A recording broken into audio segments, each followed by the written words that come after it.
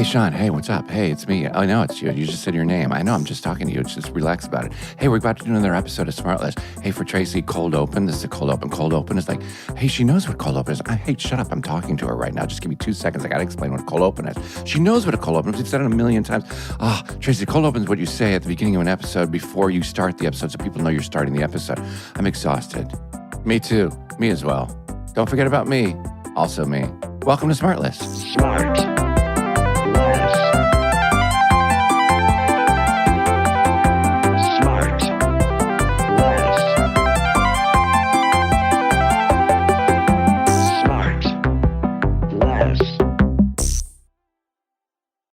Uh-oh. What was that? Oh, God.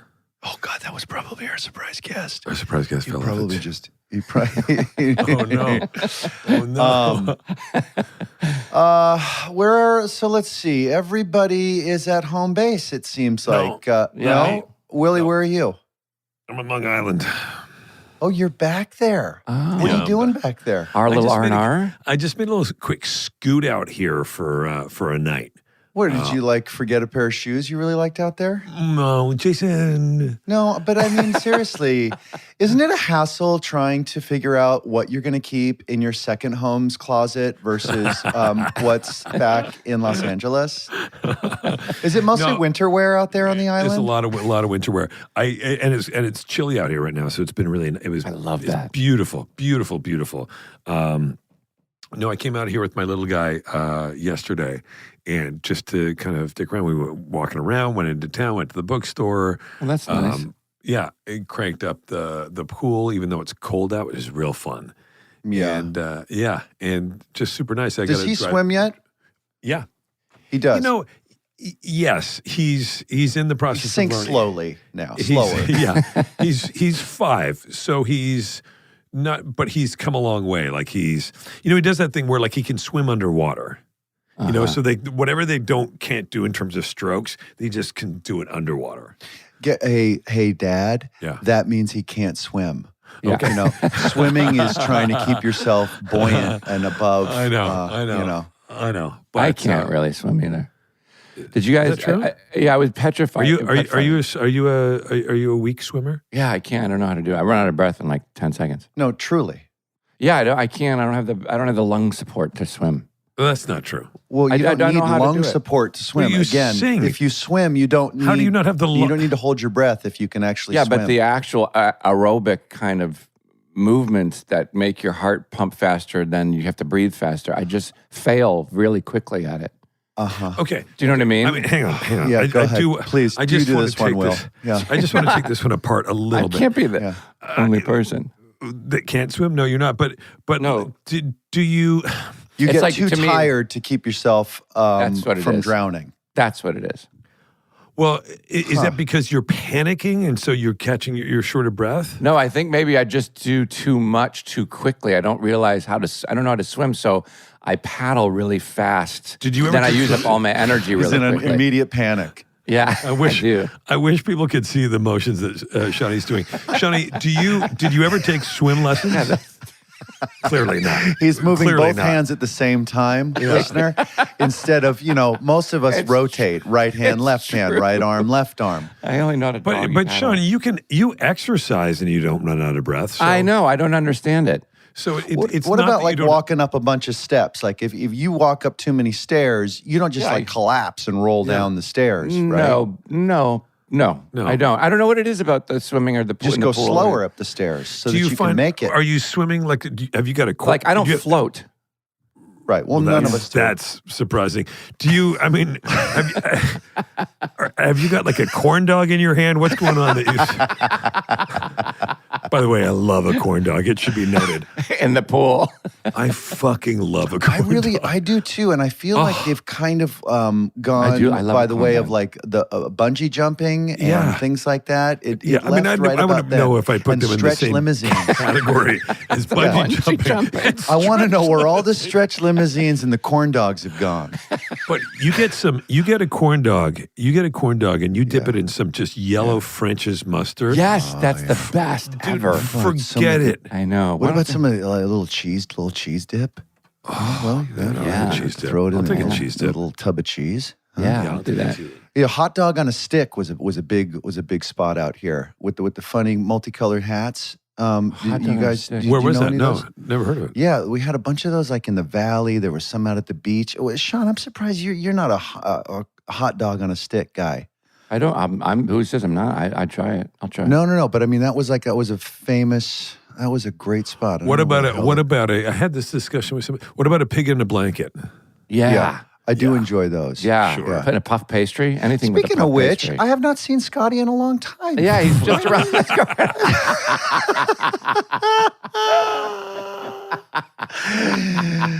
Oh. Yeah, he's all tidied up on the couch. Oh, in a sorry. No, blanket. that's a bear and a comforter. Sorry, I've confused Cub. the It's a two. cub. Yeah, A cub and a comforter. Oh my! it's a cubferter. Scotty's gonna kick my ass when he sees me know. next. That's really funny. Well, listen, that's a great cue What for if our he just guest. panned over and he's on the couch? Just in like a snuggie. Yeah. What if you just walked up to Scotty, and just started squirting French's mustard on him? And taking big bites or licks. Here goes. Here goes. Guys, we got a real live one today. All right. yeah? This guest is a man with talent, Okay. I like that. looks, Okay. smarts. Uh-oh. He's got many nominations, plenty of wins, box office sock, critical respect. He's got What? massive dramatic range, razor sharp comedic skills, and What? a British accent. Oh, my That's God. the triple crown. But most importantly, he's got a wife, he's got 3 sons, and one of the best names in the Screen Actors Guild directory. Friends, say hello to Benedict Cumberbatch. No kidding. Come on out. I was gonna He's also guess. got- I was he's got gonna 2 guess middle it. names, too. 2 middle What names. are they? What are they? As if it wasn't enough. Benedict Timothy Carlton. Timothy Cumberbatch. Carlton. It gets Yeah, better. I use them on off days. No, that's Dad's name. It's a thing of just trying to squeeze the whole family into one small child's Benedict head. Timothy What is it again? Carlton. Carlton. Cumberbatch. Yeah. Fabulous. Yeah.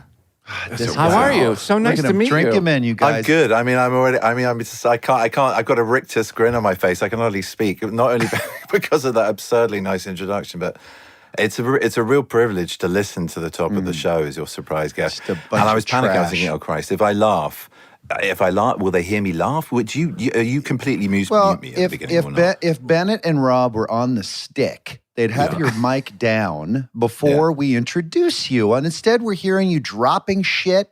Bennett, Rob, God damn it. No, there was a sound like my body dropping with Yeah. shock at Yeah. being your surprise Yeah. guest, and that was that. I am in my house with my wife and aforementioned 3 kids, so that was probably the wind catching a door. Let's hope it's not Yeah, a temper let's- tantrum let's because then hope. that might. How old Yeah, are the or, boys? or an intruder. They are. Yeah, guys, I got to go. Actually, this is quite serious. Oh, don't get murdered on they the are- show. they are- No, that'd be great that would ratings. be a first. Ratings. the boys are how old? 6, 8, and 10. They're 6, 8, and 10. Wow. Well planned. Yeah, Jesus. Was that on purpose? kind of. Let's do 2 years apart? It kind of, yes. We did want to get on with it, yeah. And Sophie's a trooper. She's Oh, amazing. God, good thinking. I didn't, for some reason, because people know I'm super bright. I missed it. I wanted 3, and I just didn't plan it well. And there's a 5-year gap between the 2, and then we just we just aged out. Couldn't have a third. You know. Great No, story. anyway. Hey, That's it. by the way, or you could do what I did. Just have the gap anyway. And then just, Oh, and just reload. Yeah. Sorry, hang on. There's a better way to say that. There's a better way to say that. so to Guys, speak, still rolling. unload. Let's reset. What?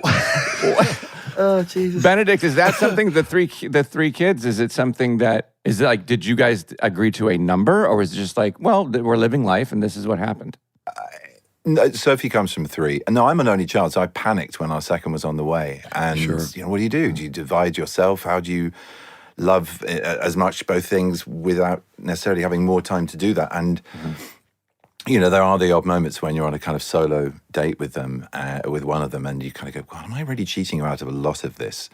But then you see them when they're not trying to kill each other, getting on as friends and think, no, I've given you the gift of a lifetime that'll outlast me. You have 3 You have two people in your life that will always be there, whether you want it or not at times. But it's amazing. So I swung around to the idea pretty quickly, and I love it. I love it. They're like a kind of tribe of cubs rolling around. Yeah, you sort of like, you started to go there a bit on like, as I thought about that when I had my second kid, I was like, well, wait, am I going to be able to love this one as much as I love the first one? And you're like, are you an only child?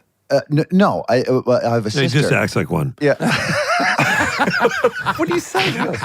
But no, like when we had Maple, we already had Franny, and then 5 years later we had Maple, and I was so crazy about Franny, and then here comes Maple, right? A stranger comes into the house, brand new baby, and you're just like, well, I can't wait to get to know you. I hope I love you as much as the first one. And like, what you it's a tall order because Did it? I'd love to. No, but then she'll be talking about it in therapy. No, I think a lot of parents do, probably go through that, right? Whether you're aware of it or not. I think it's a very natural reaction, because the first time you have a child, it is just all of it changes. The orbit of the world, the way you see your parents, your place in that whole thing is just utterly realized at a very real moment, and that is what I'm trying to say. You think, oh, this is it. This is what life's about. And you go, oh, no, but it's until the next one. Right. It has to be the same. And it is. But it's weird. It's the same as women forgetting most of the time, but, that physiologically forget, apparently, the birth pain, about what women go through. Yeah, I can't imagine. Otherwise, why would your human body even want to be able to be impregnated? It's just the whole thing. Or wear heels. It focuses on this. It heals, and sure, we're just go ahead, Will. No, I'm not expanding on that. No. You don't want to touch that one? No, I don't want to touch any of it. But it is funny. And what's amazing too is how different. And God, I'm like the quadrillionth person to bring this up, but I also have three boys, Benedict, and how entirely different they are from each other. Absolutely. Even my boys who are less than 2 years apart are so vastly different personality-wise. Oh, yeah. And had virtually the same experience growing up, Yeah. And I've said this before. What's your take on this, Benedict? How much do you think is nature? How much do you think is nurture? Right? Because these three boys of yours, it's all nature, right? Yeah. I mean, you can nurture, I think. So. Here we go, answering the question for the guests again, which I love to do. I think it's like 5 or 10% you can move your kid. Good or bad. Otherwise, you get what you get. If they're going to be fantastic, they're fantastic. If they're going to be a challenge, they're going to be a challenge. You can have the best parents in the world, and it's just, you get what you get. What do you think? Well, I don't know. I think you're right about they arrive with something that's beyond our understanding, really. Yeah. There is this thing which, if you're really open to it, especially those first sort of 5-7 years, and you present the world as a thing that's open and full of wonder and a safe place and full of magic, as we very much know sometimes in reality it isn't. But if you give them that space just to be themselves, you do see these extraordinary creatures just become something of their own accord. But I think it does need a lot of nurture and love. However, you're right, within that, they do things which are certainly to do with nature, because how can a child give you love in a time of need as an adult, which I've experienced in my family, and it's partly to do with the film we're going to talk about at some point. But it feels like they are capable, in the words of Max Porter in the novel, of giving something back that isn't learned. It's not asked for. It's not caused by anything other than them having an empathy or a link or an understanding of what love is. Yeah, that human instinct you come preloaded. You're innately born with, and and I think without getting too wishy-washy about it, if I haven't already. That is nature. That is something that's also sent from somewhere You start crying else. In the first 15 minutes, we're going to have a problem. Jason, real quick, empathy is spell it. No, I think it's a mind blower. It is a mind blower. It is a mind blower. And I'd have 12 kids if I could. Yeah, I think they're here to teach us, really. So, like you say, I think it is. I don't know about percentiles, but it's mostly nature. Yeah. They are innately, not inertly, and very much actively wonderful gifts. Let's go back there with you, Benedict. Yeah, let's go back. Your childhood. So you say you were an only child, and you were born to two actors. Yes, mom and dad. Mom and dad, Wanda Ventham and Timothy Colton. That's amazing. right? It's so common on our show too when we have somebody as prolific as you that it seems like they always come from an artist's family. Yeah, but rarely two actors, though, right? Usually they're sculptors or poets or something like that. But so then I'm sure the answer would be no to the question of was there pressure to become an actor? It was probably just something that you were just naturally interested in because you saw your two first heroes doing that? A little. And also I was, if anything, pressured the other way. Like, don't do what we're doing. It's a stupid way to spend a life. Look how peripatetic and useless we are at other things and how family life is a chaotic jumble of loose end commitments that have to be abandoned at the last minute because dad's got an advert audition. I mean, it was just, you know, they did really, really well in their careers. Mum, especially commercially, dad brilliantly as well in the theatre. He did a lot at the Royal Court in the early days of kitchen sink drama there. But the point is, you know, they wanted me to have the opportunities that they didn't, or that they didn't have in their life as my parents. And they afforded me an education where I could have gone on to be a lawyer or something of that ilk. That was the only other thing I flirted with, which is why I say that I did for a while. Sean flirted with a lawyer in the parking lot last night.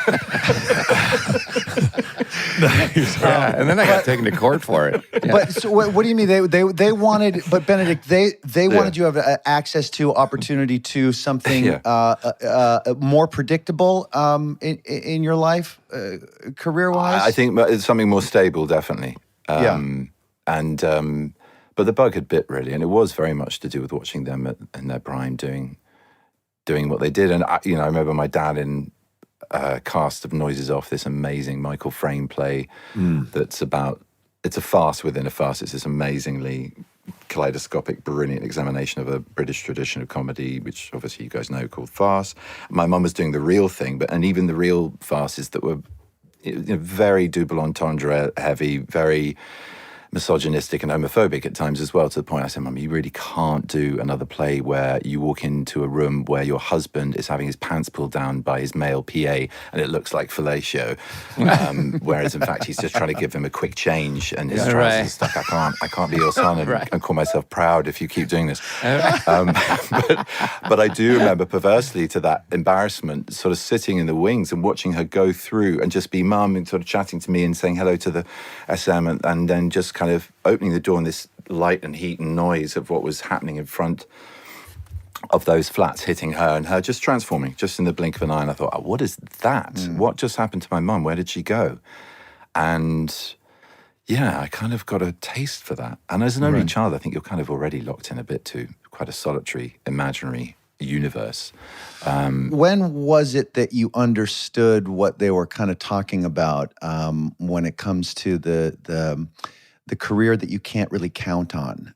Like, how young were you? And do you remember that moment of going, yeah, but I get it's unpredictable, but I still want to go for it and try it?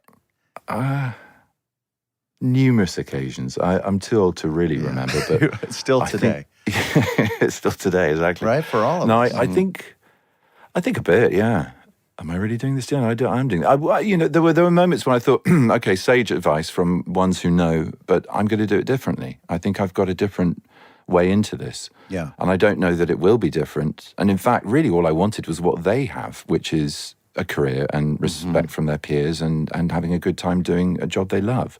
And that's what a great way to live your life. Yeah. You were chasing the right thing. So my way of doing it differently was perhaps going, okay, well, the things that you've done in your life, maybe I don't know, but I knew I was throwing it to the wind and I knew I was chancing it. But I think the moment I thought I can't really not do this is when I got serious about A-levels before going to college.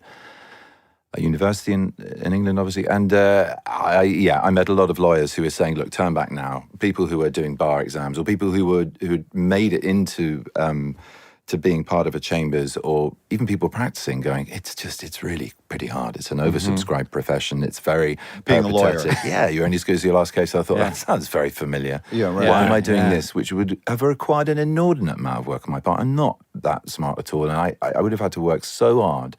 For what? For as big a risk? At least the credentials, the the stuff you come out of college with, you are somewhat guaranteed a base salary and some future to it. Whereas with anything in the arts, you don't have that. And so if one or two or three of your boys said, "Hey, I want to go into acting," would you? What would you, as a father, would you recommend that they dedicate the requisite number of years needed to kind of build a base, or would you say, What, to have a backup, you mean? or put that time into something that is a bit more predictable, where there's a guarantee, something you can count on? Yeah. As a parent, of course, yeah, because right. you worry about what the world will be, let alone what their talent will be or won't be recognized as, and where their ambitions and dreams are, and their expectations and what the reality is, and the gap between that. You never know that you're going to get to where you want to be. So I tell my kids all the time, roll the dice. I'm always like, just roll the dice, just fucking. I'm afraid, I did it. So. Yeah. Well, how can I turn them away from something that I've ended up doing? So, Actually, you know what's funny? You know what's funny though? I will say what the difference now is. Well, one of my sons, I think, is going to likely pursue something in the arts, and the other one is, and he's sort of leaning that way, and the other one is not. He was talking about some areas, and here's the thing that they're talking about with amongst their friends.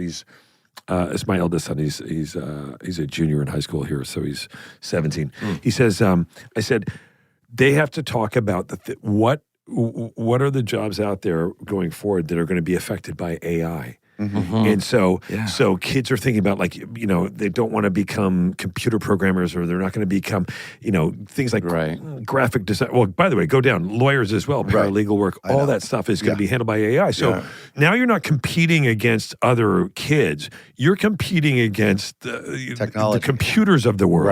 Right. Yeah, I know. I don't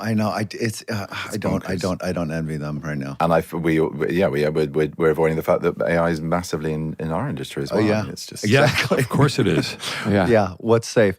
All right. Before we get, it's evening here, and I just can you see? I can't. It just got really dark there. Yeah, it got really dark. It's very moody. It's very nice. It's beautiful. Oh, nice. Now we can see you. Is that better? Oh, Benedict. Lovely. Okay, got it. Oh, it's Benedict. Hello, Sean. Oh, it's Benedict Cumberbatch.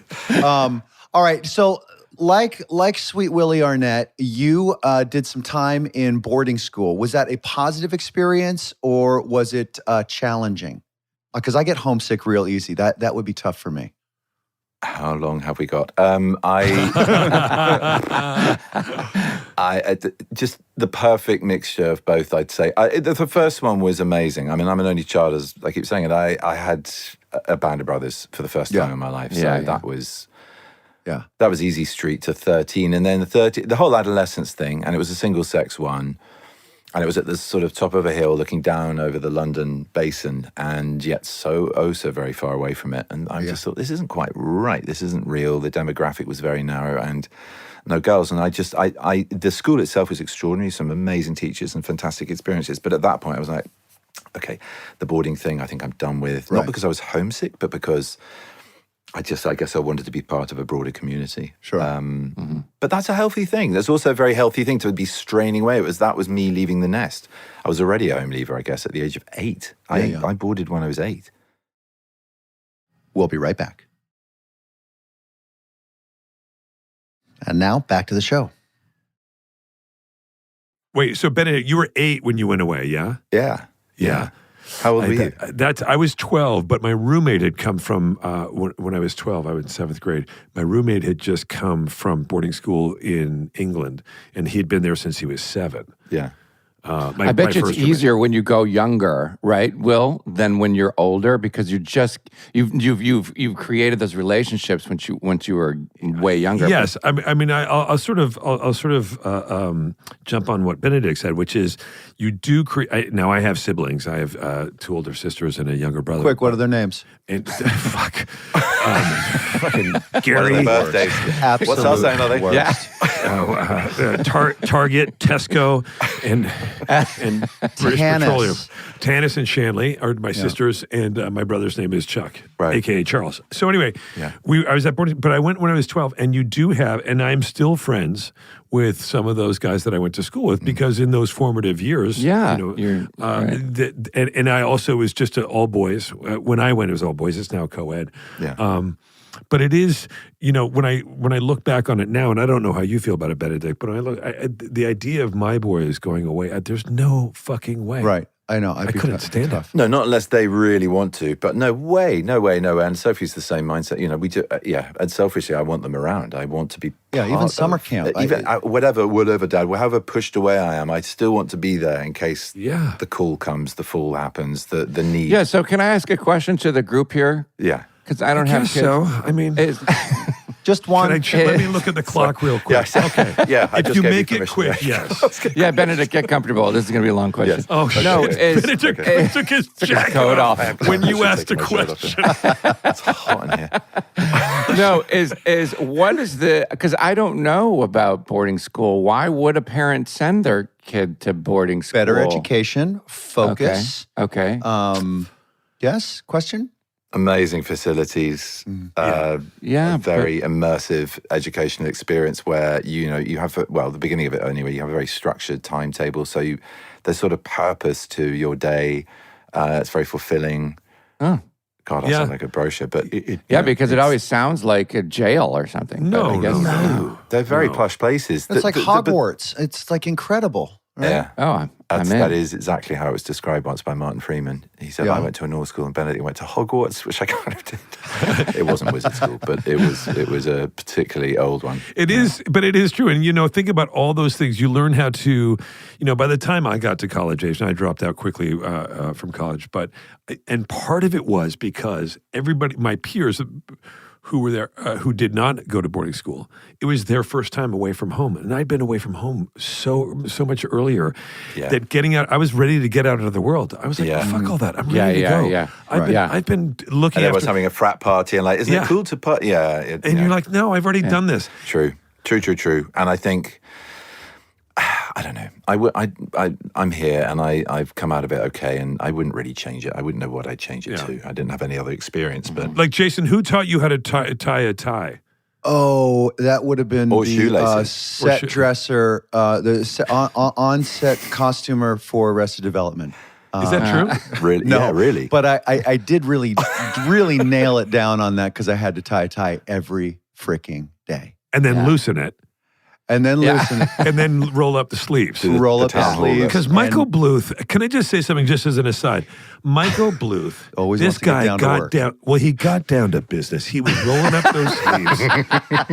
If you go back and you watch Jason push his sleeves up and Arrested Development. Still to this day, you've given me a full complex about that because that's just Jason. That's not Michael Bluth. It's just I always roll up my sleeves on a button-down shirt, and I still do it to this day. And I think I hear your stupid fucking GMC voice every morning when I roll up my sleeves. It's getting down to business. Stupid fuck. All right, now how long have you two known each other? Was that when you two first met on Arrested Development? I think so. Too long. Yeah. And now we're stuck on this fucking podcast again. I know. So now you must have you guys. It's such a blast being here. I have to say, I'm a huge fan of this show, and it's one of these things. One of my best friends put me on to. He said, "You got to hear I love all of your work individually, but it's a very good thing you've got going here. It's fantastic. Nice. Very nice. Now listen, back to you. You must have enjoyed the education at the boarding school enough. Like pets when I said that.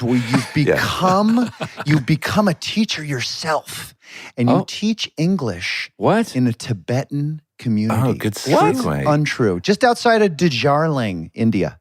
Huh? Yeah. Yes? I like that. Especially the pronunciation of Darjeeling. That's How do you say it? How do you say it? We should all now say it, Darjeeling. Wait, what is it? How do you say it? Did you go to Darjeeling, darling? No, Darjeeling, I think. Darjeeling. That's it. Darjeeling. Darjeeling. Did you go to Darjeeling? No, I didn't have the time. It's great. My dad has this habit of doing he says, "Oh, I think I'm going to go to Marks and Spencer's and buy a Mars bar." And Dad, what? You're a trained actor. What did I do? Well, Every summer in Ibiza, I like to DJ. For like a week or two, I'll go down there to DJ. Wow. All right, so DJ. So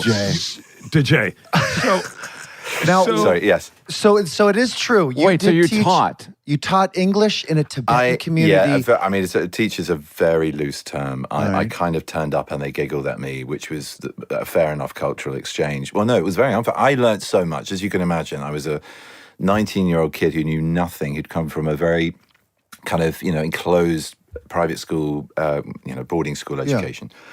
And it was the first talk at the school that we had given to us. This is the kind of school I went to. We got given talks about what you could do with your year out if you wanted to take one between school and university school and college. Yeah, a little gap year. A little gap year, exactly. And it was the first one I heard about, and I just went, I didn't really listen to it being about teaching. It was all about being close to Tibetan culture. I just had this very strong gravitational pull in my soul. I thought, I have to do this. There's nothing. And people, what, don't you want to volunteer in Africa? Don't you want to climb a mountain? Or do all these amazing opportunities.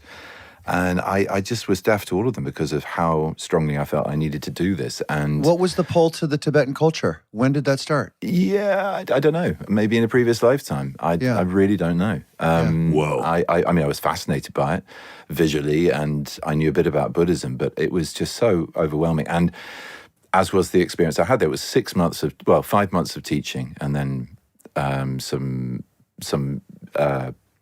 tourism tied to the end. Wandering about India, and Nepal, both of which were extraordinary. And any pull from Everest at all? Was that part of the pull at all? Because I've got this fascination with Everest. But was that part of it at all? Should we do it? I'll do it with you. My God. Yeah, I want to get to at least a base camp in my lifetime. Right? Wouldn't I would? I'd But love that. then you hear about how much pollution there is, how much tourism and craziness there is, and I kind of go, well, maybe there's a better mountain to walk to. Benedict, watch how quickly we can turn Jason off Everest. Okay. Do you know how dirty it is, Jason? Wait, what?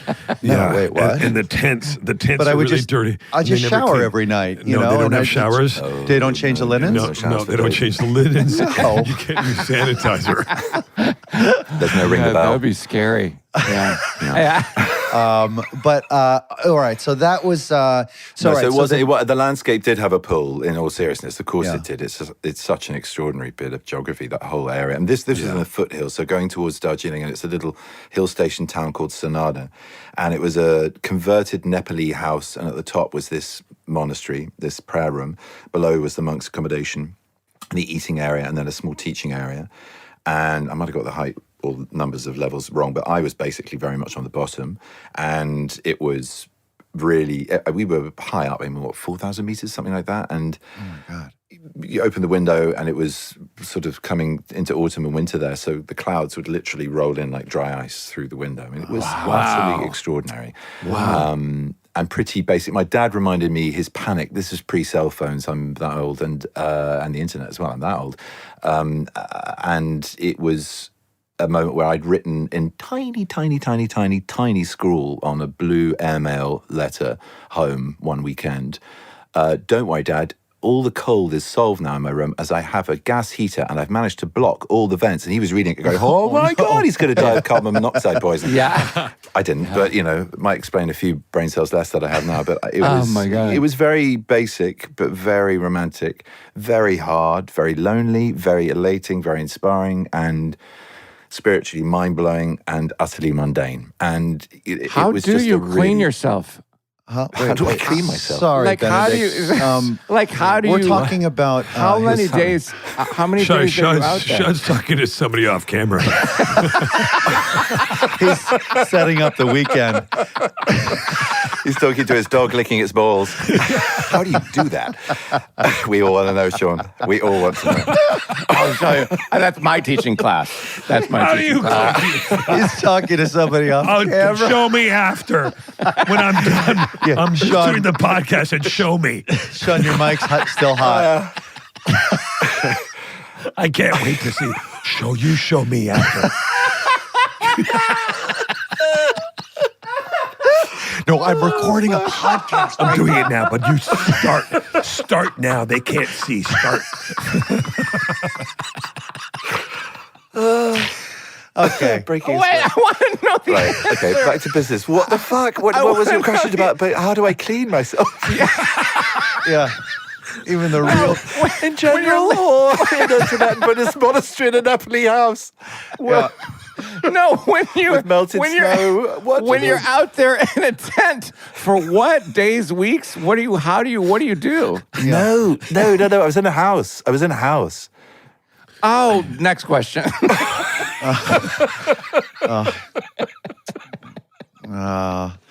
All right, never He's mind. filling in for someone this week, I Benedict. thought you were in a Oh my tent. God. Is it a zipper or buttons? Is it zipper or buttons?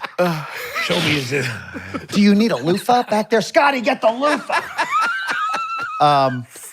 All right, so let's move to that now. So we're back. Yeah. We're back from DeJarling, and we're gonna make the DJ. We're back from DJing, Yeah. and we're gonna make a career of this DJing acting DeJarling. thing. And we're gonna go for the acting, and we get a little bit of momentum going, and we're on our first film set. Which is What? Well, that's a Which lot. is- That's a fucking long way into the story, Yeah. but with Well, maybe the to- early bit's boring. But To go on. Kill a King.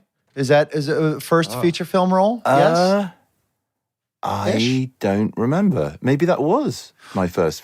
Yeah, But do you maybe. remember? Do you remember what that first being on a set for the first time? How did that jibe with what you'd gone through all this great theater education, acting education, and then you're on a set and you see all the equipment and you're just doing little bits at a time as opposed to theater. Like how did that strike you? This film process. I just remember. I remember small snippets of Grace Scott being very lovely and serious and smoky voiced, and I remember Julian Ryan Tutt being very sort of funny and witty and just being incredibly on it, and me laughing quite a lot. I don't remember anything that I did in front of camera. I didn't come away going, oh wow, yeah, okay, camera work, interesting. Not because it was a bad experience. I'm being genuine about my lack of memory of that particular experience. You don't remember being scolded for looking at the camera? Did I? Maybe I have. Maybe you've spoken to the director. No. I'm going. That would be my fault. Well, yeah. Well, no. So I mean, I guess. Well, two things. I suppose Mum and Dad helped in that regard a little bit, not because they rehearsed me or anything like that, nothing stage mummy, but just. I guess I was a little bit aware of what you do and don't do on a set, having been on a couple where they were doing their thing. Right. But also. Funny enough, my first ever TV job was in Heartbeat, which is an ITV staple, or was, I don't know if it's still in England. A very nostalgic police drama set on the Yorkshire Dales and, or was it the Moors? Sorry, Yorkshire. God, Olivia did this when she was talking to you about Devon and Dorset. It's Devon, by the way. That's where we filmed. See, I do listen to your show. And I just remember being very nervous on Heartbeat set. I do remember that very, very well, and just wondering, am I any good? I don't know what I'm doing. And I know there's something capturing everything I'm doing. Unlike an audience which has this kind of multi-camera perspective, and you can't watch yourself back, but you can. And I really wanted to, but I didn't. But I kind of wanted to know, what the fuck am I doing? What do I look like? Am I doing too much, too little? Because you didn't get any feedback like you were used to from like an audience, from doing theater? Was that it? No?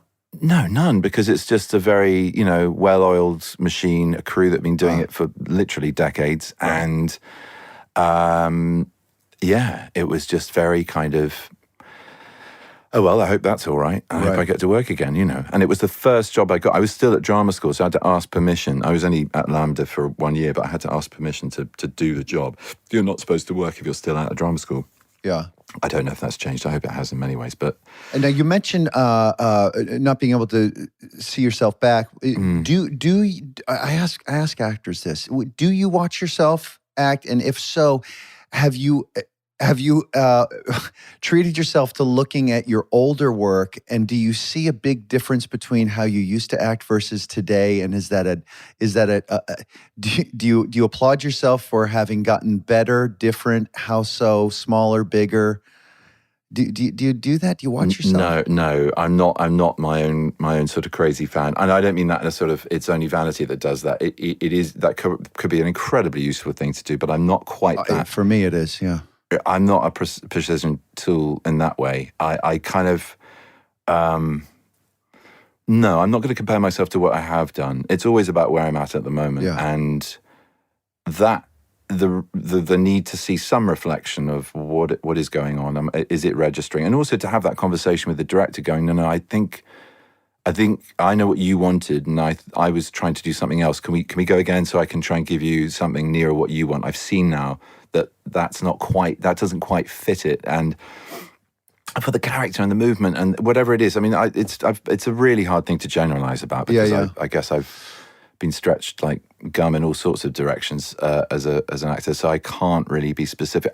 Certain things, like I think Power of the Dog, I don't think I ever watched a playback on that because I knew I was in, and either it was shit or it was happening, and I just had to just be that guy anyway. So kind of going around as Phil Burbank going, can I see the playback? Being an arsehole about it. I didn't really want to have that interaction with crew.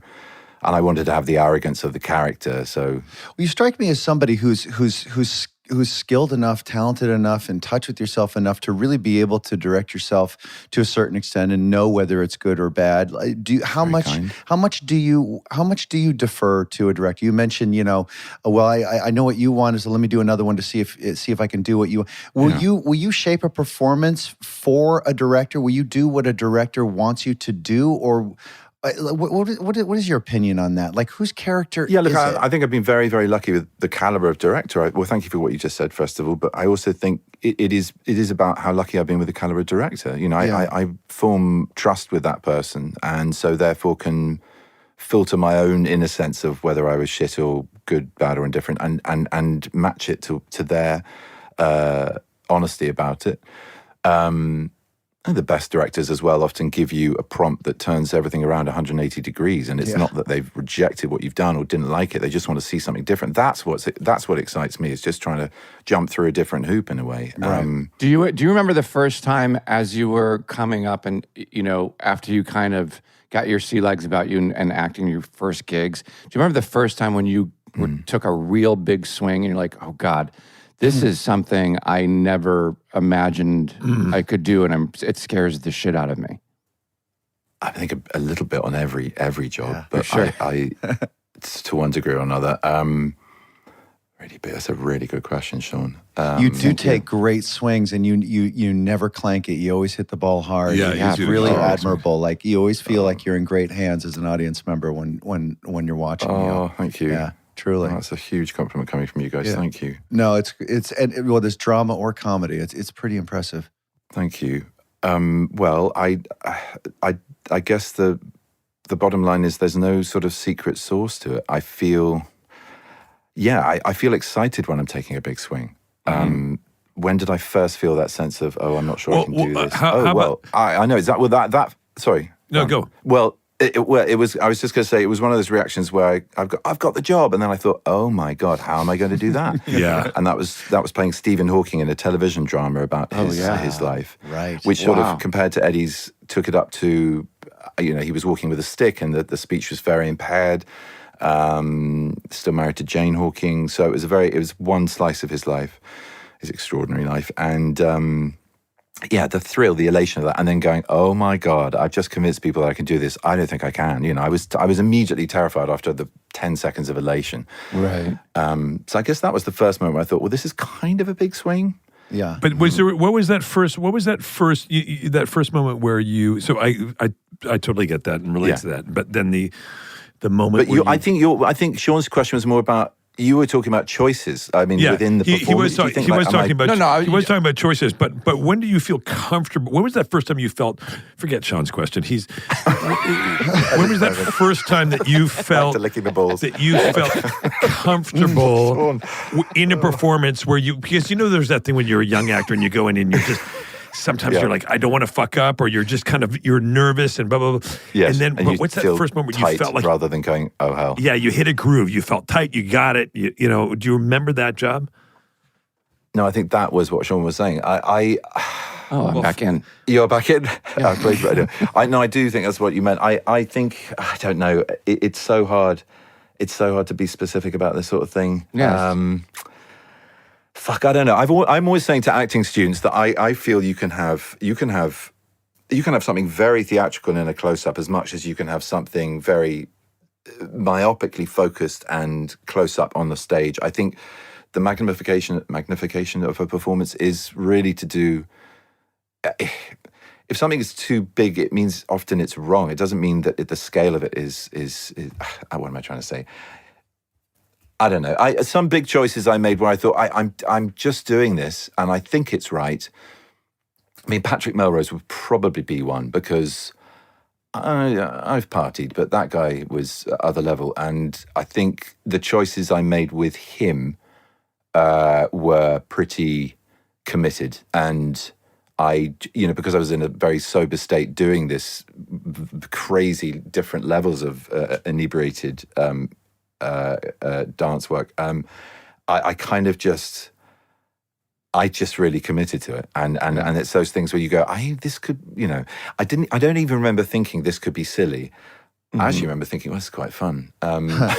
Yeah. Maybe I should try Quaaludes and no, I'm joking. I just had a commitment to it that meant it felt like I was on the ride, but also thinking, I hope this actually works. I think we have that a lot, don't we, when we're having a good time doing something as well, going, okay, this feels great and everyone here is enjoying it, and we're all, but is anyone going to watch it or think the same or You're right. Yeah, people that aren't obligated to say, hey, great job. Yeah, you're fully reliant on a biased audience, and it's a little bit scary. And I think to your point about directors, you can come out of an experience and go, oh shit, I really do need to trust my voice and my instincts a little bit more sometimes, because I think I could have got that better. I have had moments watching things soon after their completion and gone, I should have dug my heels about that. I found not the best take or the best choice. But you were not foolish to count on the taste of people like Sam Mendes or Thomas Alfredson. But I've had some, like I said, some amazing directors. So yeah,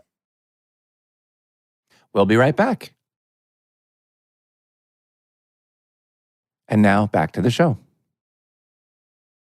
Speaking of Tinker Tailor Soldier Spy, what about the fear of acting with those incredible actors around you? Like, was that nerve-wracking? I mean, you were obviously very, very well established by the time you did that film, but still, you can't shake the little guy who was at Lambda. Like you're sitting there with these titans. Was that frightening? Yeah, I mean, the first time I met. Mark, I'd done a little thing with Mark Strong, so I knew him. Colin was just absurdly wonderful and lovely and nice and goofy and impressionable, as well as being ridiculously smart and talented, and devilishly handsome and all the rest he is. And then Gary, when I first met Gary, he walked around the corner of, it was either Working Titles office or it was somewhere uninspiring. And it wasn't where I was expecting to meet him. And I'd gone in for a costume fitting, and there he was, and he just looked me, and he just stopped. We stopped in the corridor, and he looked at me, looked me up and down, and went, "Oh, hello." I went, "Oh, hello, hi." And just was sort of just a mess in front of him. Yeah. He was very, very cool. He was very cool. Yeah. And I thought, oh fucking hell! I felt this horrible. Ill comfort of like, I've got to please this guy. I've got to somehow impress him and make sure he thinks he's got other, he literally felt like he was sizing me up, going, is this really the guy I want to spend my time with, is Peter Quillen? I'm not sure, really. There was that very kind of like, good impression. And it took a little while, and then I realized he was he was the one who was terrified. He was terrified. Really? I think I can say this. Maybe his lawyers will write to me afterwards. I don't know, but he was frightened. He really thought he wasn't capable of doing it. He couldn't push this iconic Alec Guinness performance away. He was worried that he hadn't found him, and it became the most amazing friendship out of that. But that man was frightened, and that to have that vulnerability as an actor and to see that in someone as capable and extraordinary as him. I was like, hooray, okay. We're all the same, really. We're all the fucking same. Yeah, but I mean, like people feel that way about you. I think, your body of work is, it's unmatched. Like, I mean, Star Trek, Imitation Game, I can name them because I've seen them and I love them. And Doctor Strange and August Osage County and the fucking Smaug. And I mean, you're fucking Smaug in The Hobbit. I mean, that's crazy to me. You know, on and on. And recently, the roses. I thought was just like that. That was a total minefield. You could have blown yourself up, you and Olivia, at any moment in that. It's truly impressive. So people feel that way about you too. I think for sure. Or you just want to if you get a job with Benedict Cumberbatch. Well, know that I'm shitting it. Know that I don't know what I'm doing on a first day. Know that I doubt myself. Sure. That it's that thing, isn't it? And I don't know if you guys have it, but that first day on set where you go, here's the crew. They were watching. They're actors, and directly you think, maybe they'll give me a second day, but these guys are just, it's Roman right away. And of course it isn't, because the focus puller's shitting it. The fucking clapper, everyone is doing their job for the first time as a unit, putting stuff on film. Yeah, so exactly. You have to remember that and get over your own. We all have to figure out how to wash ourselves, right, Sean? That's right. We're all human. But I do want to, just having done a show there in London, in the back too. Do you do the same for the back? Show me how you do. Show me how you do. How do you wash your own small of your back? Let me just see that.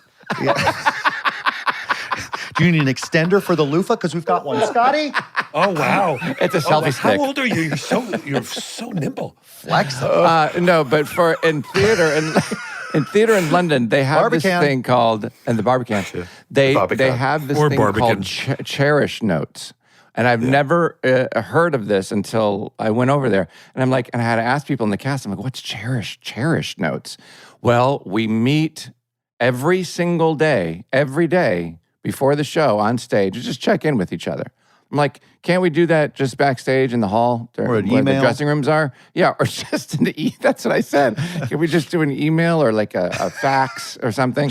And no, you have to go on stage. And every day we would go on stage, and the stage manager would be like, great, I don't have anything. Does anybody have anything to... I'm like, no, why are we standing here? I like that. It's so I like that. It keeps everybody accountable and reminds you of where you are. And yes, I know, but okay. What do you think about that, Benedict? I think it's quite lovely. I think it's quite nice. I think it's quite nice. As long as as long as you're not spending too much time doing that, and as long as there's a moderator. I think what the dangerous thing is, especially in theatre, long run, like there's going to be those moments where something's going a bit strange in a scene, or someone's, and then the lines of communication can get very, very fuzzy unless you go through the appropriate channels, which is obviously, the assistant director or the director, and say, I'm having a bit of a problem with the scene, I'm not sure what's quite working, whatever it is. If you go in there in the Cherish scenario and go to another actor, you know that bit where you're doing that bit, that means I can't do my bit the way I want to do it. But that to me is like, oh, here we go. But that's not what cherishing is. Cherishing sounds much nicer than that. But I guess if it becomes... cherishing is just a positive feedback loop, isn't it? That's what that is. And just looking after each other. But it was nice to see everybody. But if somebody brings up something, is there enough nice. Try to save it now. Everybody in your cast is already, they feel like, fucking, this guy just barely put up with us. No, I loved everybody there. Is there enough time to iron out whatever problem somebody might bring? Well, that's what it was. That's what it was. It was. I wasn't used to it here, like in the States, where you kind of it kind of interrupts what you've created for yourself, your rhythm and your routine in the States. And so now I was like, oh, I have to stop that, go up 5 flights of stairs or down 5 flights of stairs. Oh my God! I know it's terrible. Wow. These monsters. This gets worse. 5 flights of stairs. Yeah. I mean, and you can barely. We know that you can't swim because you can barely catch your breath. And then at the top of the stairs, you had to say something nice about something. Yeah, and I went down the stairs like this. It's just a tub of water, and just get in it. Let me watch you. Dip in. Just dip in. Is it still hot? Just dip in it. Let me see. Anyway, what do I want to? Well, I want to talk about. Well, Shawnee, do you want to get into? Sean, would you want to talk more about Doctor Strange or Star Trek? Because I'd love to get into 1917 when you're done. Yeah, no, I mean, look. Are you big into fantasy, Sean? Is that your fantasy? Yeah, I'm a huge sfi nerd and fantasy. Will's like, like Is he into fantasy? I mean, you should see what he's wearing for bottoms right full now. lizard suit from the waist down. Yeah. So Sean loves. I love Star Trek and the movies. You love Marvel. You love Marvel. Yeah, I like Marvel. Scotty loves Marvel. I like Marvel a lot, but I love Star Trek. I love the Star Trek movies. I wasn't a huge fan of the television series. Like Scotty's massive Star Trek fan, but seeing you on screen as that character, that iconic character, and I don't know, you have this thing about you where you're so fucking commanding. Yeah, you're magnetic. You're magnetic. You don't have to do a lot, and you're just you're electric right through the fucking screen. Do you want Sean? Do you want Scotty to come ask a question? By the way, if Scotty comes on camera and he's covered in French's mustard, I'm gonna lose. Wait, let me see if he's got a question. With Spock ears. Mustard and Spock ears. But also, I'm a massive Lord of the Rings, The Hobbit fan. Like, huge. I've seen him a million times, those movies. And to see, right when you popped on today as a guest, I'm like, oh my God, it's such another iconic character, that Smaug, the dragon, that your voice is synonymous with this legendary thing. And Sean, I will say this, Benedict, before I've asked people who've done these kinds of things before. You've done a bunch of these different films with, sort of franchises, if you will, but they came out of very well-established, sort of ideas that have a very well-established fan base. And there's a sense of, do you ever feel a sense of responsibility to those legions of fans who existed before you kind of stepped into these roles? Yeah, huge, very big. And then you have to forget about them. You have to make a commitment to something that can't please everyone. So that's immediately, if you play the aggregate game, you're dead in the water to anything original or alive or daring or that asks questions or is worth actually seeing the 78th or whatever I was version of Sherlock Holmes. You have to just go, no, it's going to be all right. And it's not arrogance. It's just, you can't have that much head traffic. You just have to focus on doing the job. Yeah. And so, it's a take on something. Yeah, I forgot about Sherlock too, which is like fantastic. I loved Sherlock. You were so great in Sherlock. I mean, the list goes on and on. This guy, I mean, are you even 35 yet? And the resume is stunning. It's anyway. We're already over time. I've got one last question though, because it's something to bring you back down to earth. Because you're so goddamn good at what you do. What is the one thing you'd love to be half as good at as you are as an actor? Is there something Surfing. Surfing. Oh wow, really? Or speaking any foreign language. So you try, but you're not great. Exactly that. I started in my 40s, and I'm near the end of my 40s, and I'm still feeling like I'm starting. But and I had a shoulder operation last year, so I haven't done it at all for this year for about 6 months. But I love it. It's Where did you start it? Weirdly enough, in New Zealand, when we were doing Power of the Dog, we got shut down because of lockdown, and we had the decision to make to stay. Which by then, because I had 2 octogenarian parents, one of whom was a severe asthmatic, staying with us as it would happen. My mum and dad, and our 3 very young children at that point, Sophie and a nanny, and we just thought, okay, we're going to stay. And it was a bit scary to begin with, but utterly magical and extraordinary, one of the best places on earth to be, as it turned out. And there was a little left-hand break in Tiawanga in Hawke's Bay. Big shout out to Tiawangans. Anyway, the point is, it was where I learned. Yeah. And I'm goofy, actually, so left brake's not as good as a right, but I quite like... No, that's wrong. It must have been a right brake. Yeah, because I'm right foot forward, so you're supposed to be facing the wave rather than facing the shore. But so I learnt really on the wrong wave, but loved it. Every now and again you get a left. And I really fell in love with it. I fell in love with the view of the coastline. I fell in love with that connection to the ocean, that sense of how present you are, and the community as well. This extraordinary group of people where all is kind of forgiven as long as you don't take their wave.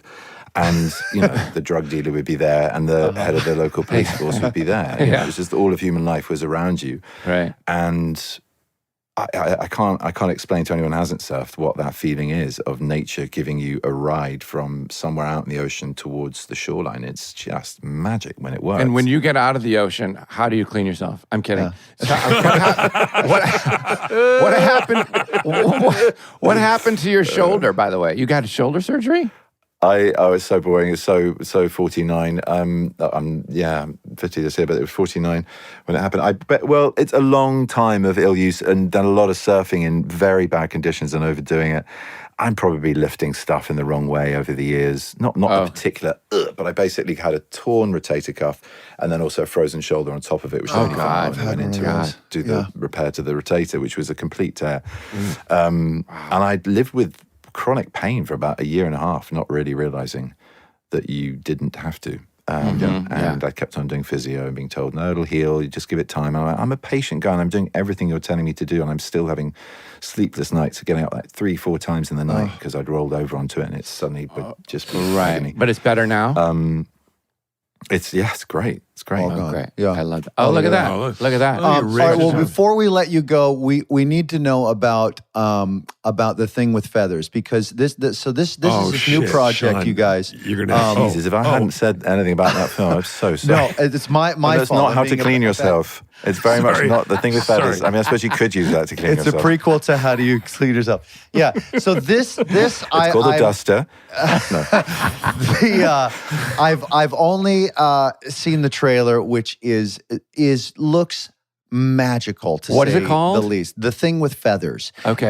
It's I'm not going to ask you to describe it because I think that's always frustrating. But it seems like you're dealing with loss, but you're dealing with it in a very magical, fantastical way. And it looks like the filmmaking is exquisite, and your performance looks mind-blowing again. Was it something that you love doing? Very much, and it's something that I'm very proud of. I produced it as well, so it's one of those projects that wouldn't really have got off the ground. Well, I would have probably got off the ground, but it took a lot of effort, and it was 10 years in the making. Oh, wow. We only came on board in the last sort of year and a bit of it. We being the production company, Sonny March, Adam Ackland, Leah Clark, and myself, and it was an approach for me to act as this dad, this man who, because you were so kind in telling me it could be a real bore to describe it. I'm going to describe it very, very briefly. But it's a man who suffers a very sudden bereavement, and he loses his wife and has to bring up his 2 children as a widower, and it's about their first year as a family. And it's based on an amazing, amazing novella called Grief is the Thing with Feathers. Oh, wow. Which is a misquote of the famous Emily Dickinson line, Love is the Thing with Feathers, by Max Porter, who is just a titan of a heroic human being in actual physical stature and in talent. He's a wonderfully kind, brilliant mind, and he's created a space where male grief is examined in the most unimaginably crazy and imaginative way. It's about dealing with it as an acceptance, as something you live with, and it comes alive. It comes alive in the form of the dad's work, which from the book, maybe the film, but certainly the book more or less is hinted at as being a memory of the boys, of what that time was like, and you kind of learn that as the story unfolds. But it's a crow. It's a crow that comes fully to life as this horrific entity that's both Mary Poppins to the children, an amanuensis, a hero, an absolute nightmare, a ferocious noise in the head, a tormentor, and an ally against despair. And it's a huge homage to the literature. It was born out of the poetry of Ted Hughes.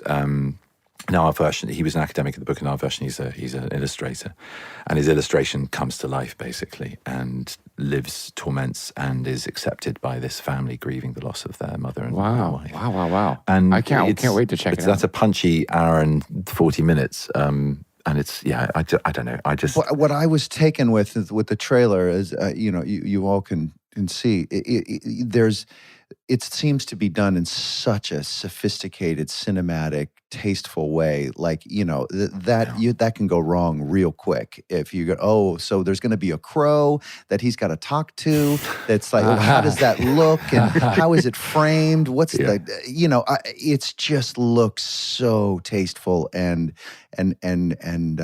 special. So congratulations. Well, thank you. I mean, that's mainly down to Dylan Southern, who adapted the book and directed it. He's a pop documentarian by trade, as in that's what he's done up until this point. This is his first fictional narrative drama. And good for you for getting behind him. Well, yeah. I mean, that's one of the things we do at Sunny March. We want to promote and platform voices that are coming out of the stocks, who are the first, and very often female-led talent, but also, in this case, someone who hasn't originated their work in this medium. And he's spectacular. He's a real cineast. He's a real cultural nerd. So the references are thick and fast. There's Kubrick, there's Spielberg, there's Hitchcock. There's all sorts. There's even a bit of Jane Campion in there, weirdly. But it is just... It's a rich tapestry of imagination and minds coming undone, reflected through a cinematic idea of how that would happen in the culture of these people. So it's the father's imagination and that North London 40-something maleness, which I know very well. They're set in South London, but big deal, not much difference. Yeah. And it's just it was a crazy ride to go on. Very short shoots after 10 years of creating it and getting it made. So I'm really proud. Benedict, before we let you go, I have to ask you about something that I think that you have been attached to either be in or to produce or to do something with for a long time, and it's one of my favorite books of all time. It's an absolute mind blower for those who haven't written, which is, what I'm about to say. Rogue Mail. Rogue Mail. Oh, dude. Yeah. It's a winner, isn't it? It's so cool. It is such a game changer of a novel, Rogue Mail, written in 1939. Yeah.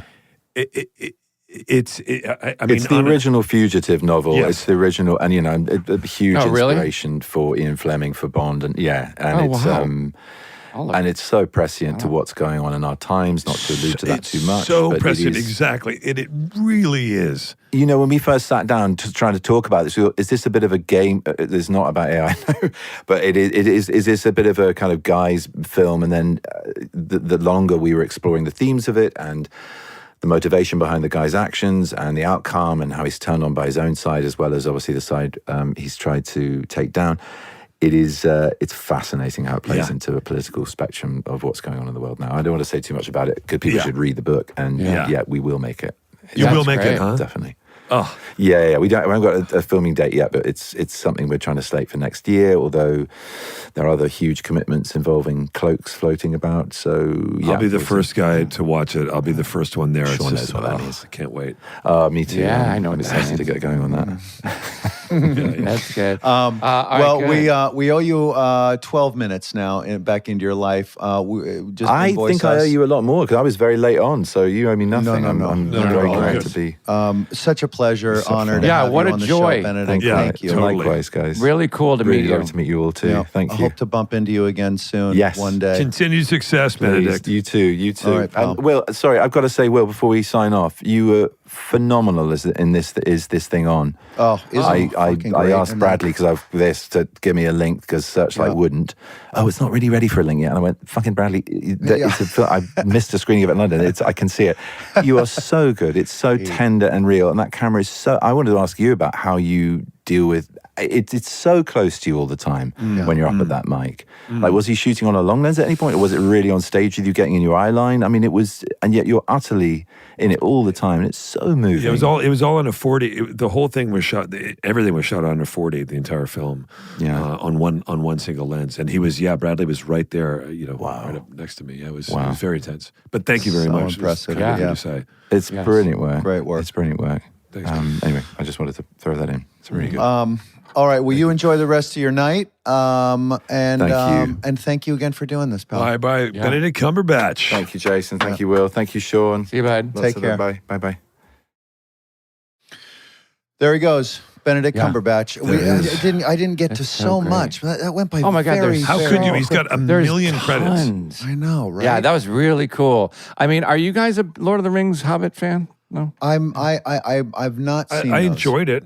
Yeah, I love those movies. So but he played. He was the there were some voice. motion capture questions I have here, but I didn't get to them. Yeah, but you could 'Cause tell he was just a voice of a dragon. I hear from your yes, question. that is correct. But also you can tell just from talking to him, this sounds really corny to say, but you could tell he's such a massive team player. You can tell he's not, he's a very giving person. He's very loving, You down to could earth. smell his team spirit. Yeah, nice. Smells like teen spirit. Yeah. Oh, I see. Yeah, No, it's pretty cool how he's dances between the comedy, the drama, the big Marvel stuff, and also like things I know. like God, this thing fucking coming damn it. out. I know, like intense, like little sort of really cool niche films, and then these massive box office hits. He's Are you with fancy them? and also, Are you with them? Well, they're now in. You can just jump in with them. The listener, Will's building on the clean yourself. Jump in there with them, and then you guys together. Yeah, you can clean each other more easily. Reach the back. Just do that. Start there. Is it a button or a zipper? I asked before. Oh my God. Hey, Will, was I with you on a plane when we ran into Benedict Cumberbatch? Oh, really? Was I with you on a plane, or was it was somebody else? Anyway, I ran into him on a plane once, and he was so fucking funny. I didn't run into him on a plane, I don't think, but I ran into him once. I didn't say hi to him. He was at the Greenwich and he was trying to repack a suitcase in the lobby. Oh no! And I was like, you know what I'm going to do? I'm going to leave him alone. That's a way. I hate looking inside somebody's suitcase. You ever notice that? When Why? somebody opens up I feel like You're there's embarrassed? stuff in there I don't need to see, don't want to see, especially not the suitcase on the way to the destination. It's the one coming back where all the dirty underwear is up on top and nothing's folded, and it's all just like you just You're know if you got your crazy. face I know, in you there, are it so would crazy. be Insane. you'd You're smell so too- crazy about just regular life. You're so fucking insane. By the way, my biggest luxury, the one big luxury that I love, that I really love treating myself to, is doing hotel laundry. Hotel. Oh, you just throw it, you give it, you put it in the bag and let them take And it. people are like, oh, I'm not going to do hotel laundry. It's going to be $4 for my socks. I'm like, yeah, you know what? I'm going to treat myself. So you do that laundry before you leave the hotel so that when you get home and you unpack, it's already done? Yeah, depending. I mean, the last few, there might be a few items, but I'm not going to like just deprive myself. You know what I mean? So Right. you don't go home with all your dirty laundry like the rest of us plebes and throw it in I'll in the often machine? do, the bulk of my stuff will be clean, yeah. Yeah. I'm not jackassing a bunch of dirty clothes across the why globe. would you? Yeah, when you got all that money to burn, right? Yeah. You know, Like all an extra those- $12. oh, is it for a T-shirt? Nice. But listen, Sean. all those Here he comes. what- Did I meet Benedict Cumberbatch on an airplane, like a jet plane, or was it a biplane? Why would it be a biplane, but we'll allow it? Bye. SmartLess.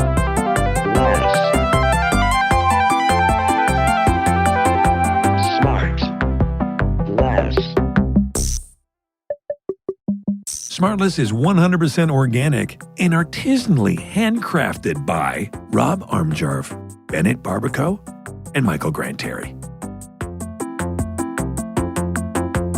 SmartLess.